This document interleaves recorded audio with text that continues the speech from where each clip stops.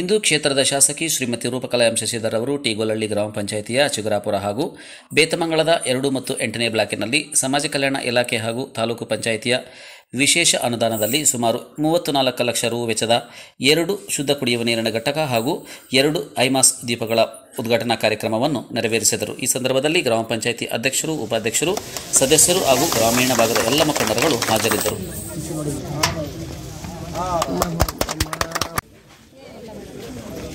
ನೀರ್ದೇನು problem ಇಲ್ಲ, ನೀರು ಬರ್ತಾ ಇದೆ.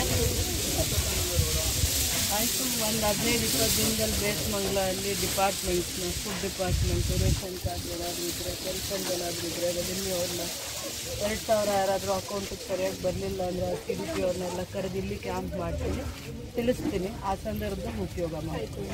ಆಯಿತಮ್ಮ, ಬರುತ್ತೆ ಕೋಡ್ ಆಫ್ ಕಂಡಕ್ಟ್ ಇದ್ದಾಗ ಬಂದಿಲ್ಲ. ಚಿಗುರಾಪುರ ಗ್ರಾಮ ಭಾಳ ದಿನಗಳಿಂದ ಕುಡಿಯೋ ನೀರಿಂದು ವ್ಯವಸ್ಥೆ ಮಾಡಬೇಕು ಅಂತ ಈ ಭಾಗದ ಮುಖಂಡರು, ಗ್ರಾಮದಲ್ಲಿರುವಂಥ ಹಿರಿಯರು, ತಾಯಂದರು, ನನ್ನ ಅಕ್ಕ ತಂಗಿಯರಿಗೆ ಒಂದು ಬೇಡಿಕೆ ಇತ್ತು, ಮಾಡಬೇಕು ಅಂತಂದ್ಬಿಟ್ಟು. ಇದು 12 ಲಕ್ಷದಲ್ಲಿ ಇದು ಕುಡಿಯೋ ನೀರಿನ ಘಟಕ ಮಾಡೋದು. ಪ್ರತಿ ಹಿಂದೆ ಎಲ್ಲ ಕುಡಿಯೋ ನೀರಿನ ಘಟಕ ಮಾಡಿದಾಗ 6 ತಿಂಗಳು, 5 ತಿಂಗಳು, 1 ವರ್ಷ ಕೂಡ ಮೇಂಟೆನೆನ್ಸ್ ಇಲ್ಲದೆ ಪರದಾಡುವಂಥ ಪರಿಸ್ಥಿತಿ ಬರ್ತಿತ್ತು. ಕುಡಿಯೋ ನೀರಿಗೆ ಕೋವಿಡ್ ಸಂದರ್ಭದಲ್ಲಿ ಬೇರೆ ಊರುಗಳಿಗೆ ಹೋದಾಗ ಸ್ಥಳೀಯವಾಗಿರುವಂಥ ಜನಗಳನ್ನ ಸೇರಿಸದೇ ಇರುವಂಥ ಪ್ರಕರಣಗಳನ್ನ ಕೂಡ ನಾವು ನೋಡಿದ್ದೀವಿ. ಕೋವಿಡ್ ಸಂದರ್ಭದಲ್ಲಿ ಪಕ್ಕದ ಊರವ್ರು ನಮ್ಮೂರಿಗೆ ಬರಬಾರ್ದು, ನಮ್ಮೂರವ್ರು ಇನ್ನೊಂದು ಊರಿಗೆ ಹೋಗಬಾರ್ದು ಅನ್ನೋವಂಥದ್ದೆಲ್ಲ, ಇಂಥದ್ದೆಲ್ಲ ಪರಿಸ್ಥಿತಿನ ನಾನು ಸೂಕ್ಷ್ಮವಾಗಿ ಅರ್ಥ ಮಾಡಿಕೊಂಡು ಪ್ರತಿ ಊರಲ್ಲೂ ಕುಡಿಯೋ ನೀರಿನ ಘಟಕ ಮತ್ತು ಎಲ್ಲೆಲ್ಲಿ ಅವಶ್ಯಕತೆ ಇದೆ ಐಮಾಸ್ ಲೈಟ್ನ ಹಾಕ್ಕೊಂಡು ಬರುವಂಥ ಕೆಲಸ ಮಾಡ್ಕೊಂಡು ಬಂದಿದ್ದೀವಿ. ಇವತ್ತು ಕೂಡ ಈ ಪಂಚಾಯಿತಿಯಲ್ಲಿ ಈಗಾಗಲೇ 4-5 ಜಾಗದಲ್ಲಿ ಕುಡಿಯೋ ನೀರಿನ ಘಟಕನ ನಾವು ಮಂಜೂರು ಮಾಡಿದ್ದೀವಿ. 2 ಊರಲ್ಲಿ ಈಗ ಆಲ್ರೆಡಿ ಇದೇ ಈ ಪಂಚಾಯತಿಗೆ ಸೇರಿರುವಂಥದ್ದು 2 ಊರಲ್ಲಿ ನಾವು ಉದ್ಘಾಟನೆ ಮಾಡಿ ಜನಗಳಿಗೆ ಲೋಕಾರ್ಪಣೆ ಮಾಡಿದ್ದೀವಿ. ಇಷ್ಟೇ ಉದ್ದೇಶ, 5 ವರ್ಷ ಇದನ್ನು ಮೇಂಟೈನ್ ಮಾಡಬೇಕು ಅಂತ ಅಂದ್ಬಿಟ್ಟು. 5 ವರ್ಷಗಳ ಕಾಲ ಸಮಸ್ಯೆ ಬರಬಾರ್ದು. ಒಂದು ಸತಿ ಕುಡಿಯೋ ನೀರಿನ ಘಟಕ ಇಲ್ಲ ಅಂದಾಗ ಅದಕ್ಕೆ ಪರ್ಯಾಯವಾಗಿ ಏನೇನು ವ್ಯವಸ್ಥೆ ಮಾಡಬೇಕು, ಒಳಗಡೆ ನೀರನ್ನ 5,000 ಲೀಟರ್ಸ್ ಕೆಪಾಸಿಟಿ ಇರೋವಂಥ ನೀರನ್ನ ಅಲ್ಲಿ ಶೇಖರಣೆ ಮಾಡ್ಕೊಳ್ಳೋದಕ್ಕೆ ಅವಕಾಶ ಮಾಡ್ಕೊಂಡಿದ್ದಾರೆ.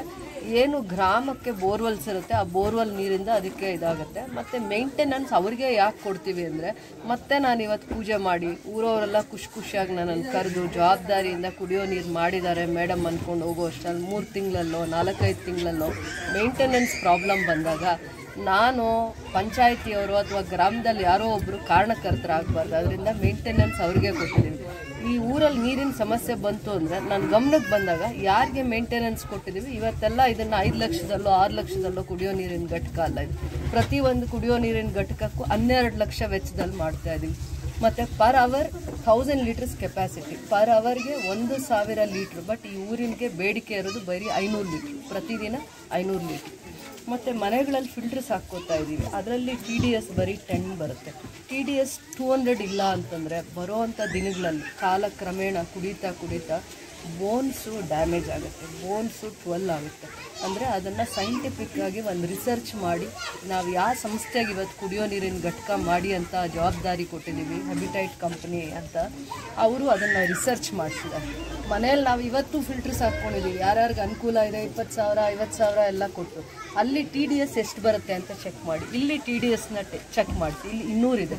ಏನು ಮಿನರಲ್ಸ್ ಅಂದರೆ ಮನುಷ್ಯನಿಗೆ ಅವಶ್ಯಕತೆ ಇರುವಂಥ ಮಿನರಲ್ಸ್ ನೀರಲ್ಲೂ ಕೂಡ ಆರೋಗ್ಯಕರವಾಗಿರುವಂಥ ಅಂಶಗಳಿದ್ದಾವೆ, ಅದು ಕೂಡ ಇರೋವಂಥ ಅದನ್ನು ಕಾಪಾಡ್ಕೊಳ್ಳೋವಂಥ ವ್ಯವಸ್ಥೆಯಲ್ಲಿ ಕುಡಿಯೋ ನೀರಿನ ಘಟಕ ಮಾಡಿದ್ದೀವಿ. ಫಿಲ್ಟ್ರ್ ಮಾಡಿದ್ದೀವ, ಆ ರೀತಿ ಮಾಡಿಲ್ಲ.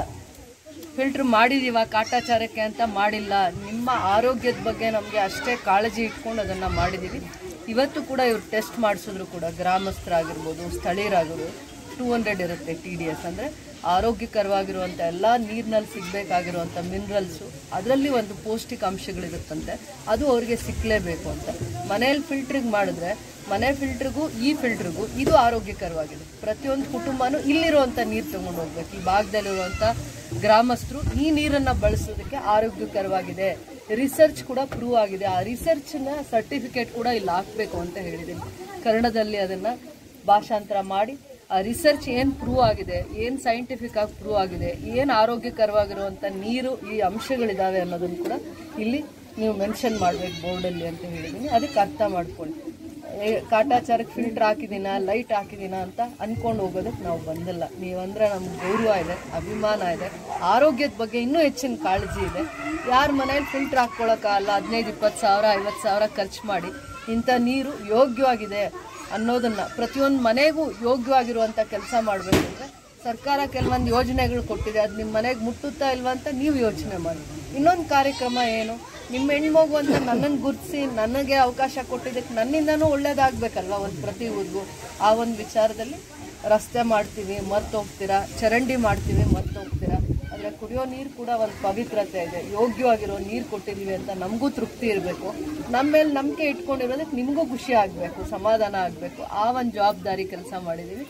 ಊರಲ್ಲಿ ನಿಮ್ಮ ಅಭಿಪ್ರಾಯ ಏನೇ ಇರಲಿ 5 ವರ್ಷ ಈ ಕುಡಿಯೋ ನೀರಿನ ಘಟಕ ಮೇಂಟೈನ್ ಆಗಬೇಕು. ರಿಪೇರಿ ಬಂದರೆ ನಿಮಗೆ ತಲೆನೋವು ಆಗಬಾರ್ದು, ಪಂಚಾಯತಿಗೆ ತಲೆನೋವು ಆಗಬಾರ್ದು, ನಾಳೆ ನನಗೂ ಆಗಬಾರ್ದು ಅಂದರೆ ಅದನ್ನು ಸ್ವತಂತ್ರವಾಗಿ ಬಿಟ್ಬಿಟ್ಟು ಏನು ಬಂದರು ನಾಳೆ ರಿಪೇರಿ ಬಂದಿದೆ ಸಂಜೆಗೋ ರಾತ್ರಿಗೋ ಬಂದು ರೆಡಿ ಮಾಡೋ ಅಂಥ ಸಿಸ್ಟಮ್ನ ನಾನು ತಂದಿದ್ದೀನಿ. 5 ವರ್ಷ ಅವ್ರದ್ದೇ ಜವಾಬ್ದಾರಿ. ಯಾರನ್ನಾದರೂ ಇಡಲಿ ಕೆಲಸ ತಗೊಳ್ಳಿ, ಊರಲ್ಲಿ ಒಂದಿನ ನೀರ್ದು ತಲೆನೋವು ಬರ್ಕೊಡುದು 5 ವರ್ಷದಲ್ಲೂ ಕೂಡ. ಆ ಮಾತು ಮೇಲೆ ನಾನು ಗೌರವವಾಗಿ ನಿಮ್ಗೆ ಅದೊಂದು ಜವಾಬ್ದಾರಿಯಾಗಿ ಹೇಳ್ಬಿಟ್ಟು ಹೋಗ್ತೀವಿ. ನಮಗೂ ಪ್ರೀತಿ ಇದೆ, ಅವ್ರ ಬಗ್ಗೆ ಅಭಿಮಾನ ಇದೆ. ಬಂದು ನನ್ನ ಹತ್ರ 100 ಕೆಲಸ ಮಾಡಿಸ್ಕೊಳ್ಳಿ, ಬದುಕೋದಕ್ಕೆ ನಂಗೆ ಬೇಜಾರೇ ಇಲ್ಲ.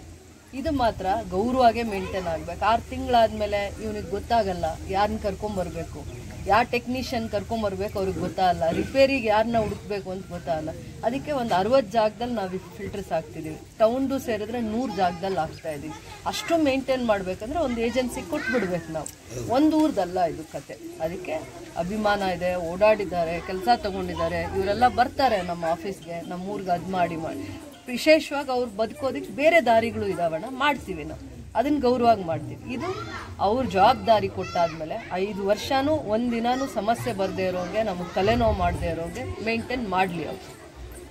ನನಗೆ ಅದೊಂದು ಸ್ವಲ್ಪ ಸಮಾಧಾನ ಇರಬೇಕು, ತಾಳ್ಮೆ ಇರಬೇಕು. ಇಲ್ಲಾಂದರೆ ಇಷ್ಟೆಲ್ಲ ಅನುದಾನ ನಾವು ಮಂಜೂರು ಮಾಡಿಸಿ 5-6 ತಿಂಗಳಲ್ಲಿ ಮತ್ತೆ ಊರಲ್ಲಿ ಯಾರೋ ಒಬ್ಬರು ಕಂಪ್ಲೇಂಟ್ ತೊಗೊಂಡು ಬಂದರೆ ಅದು ತುಂಬ ಮುಜುಗರ ಆಗುತ್ತೆ. ಆ ಒಂದು ಕನ್ಸರ್ನಿಂದ ಅರ್ಥ ಮಾಡ್ಕೊಳ್ಳಿ ಅಂತ ಹೇಳಿದ್ದೀನಿ. ಯೋಗ್ಯವಾಗಿರೋ ನೀರು ಕೊಟ್ಟಿದ್ದೀವಿ ಅಂತ ಸಮಾಧಾನದಿಂದ ಹೋಗ್ತಾ ಇದ್ದೀನಿ. ಹೆಣ್ಮಕ್ಳ ಬಗ್ಗೆ ವಿಶೇಷವಾಗಿ ಗೌರವ ಇದೆ. ಇನ್ನು ಮುಂದೆ ಕುಡಿಯೋ ನೀರಿಗೆ ಒದ್ದಾಡಬಾರ್ದು. ಪ್ರತಿಯೊಬ್ಬರು ಕೂಡ ಈ ಕುಡಿಯೋ ನೀರನ್ನ, ಇದು ಯೋಗ್ಯವಾಗಿರುವಂಥ ನೀರು, ಫಿಲ್ಟ್ರಿಗಿಂತ ಇನ್ನೂ ಆರೋಗ್ಯಕರವಾಗಿರುವಂಥ ನೀರು, ಇದನ್ನು ಬಳಸಲಿ ಎಲ್ಲ ಕುಟುಂಬದವರು. ಎಲ್ರಿಗೂ ಶಕ್ತಿ ಇರುತ್ತೆ, ಒಬ್ರಿಗೆ ಇರಲ್ಲ ಫಿಲ್ಟರ್ಸ್ ಹಾಕ್ಕೊಳ್ಳೋದಕ್ಕೆ. ಎಲ್ಲರ ಮನೆಯಲ್ಲೂ ಅನುಕೂಲ ಆಗಲಿ ಅಂತ ಮಾಡಿದ್ದೀವಿ.